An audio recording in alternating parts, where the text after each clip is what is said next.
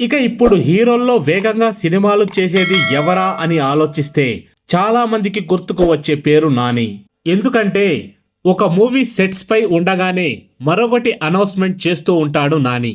అయితే ఈసారి మాత్రం ఫ్యాన్స్ కి డబుల్ ధమాకా ఇచ్చేశాడు. ఇప్పుడు నాని చేయబోయే కొత్త చిత్రాలపై కూడా ఇప్పుడు స్పష్టత వచ్చేసింది. ఇక బలగం దర్శకుడు వేణు తన రెండవ సినిమా నానితో చేయబోతున్నాడని చాలా రోజుల నుంచి రూమర్స్ వస్తూ ఉన్నాయి. ఇక తాజాగా నాని పుట్టినరోజు సందర్భంగా నిర్మాతలతో పాటు వేణు కూడా నానిని కలిసి విష్ చేయడంతో ఈ సినిమా కన్ఫర్మ్ అయిపోయింది. ఇక ఈ సినిమా మొత్తం విలేజ్ బ్యాక్డ్రాప్ లో ఉంటుంది అని తెలుస్తుంది.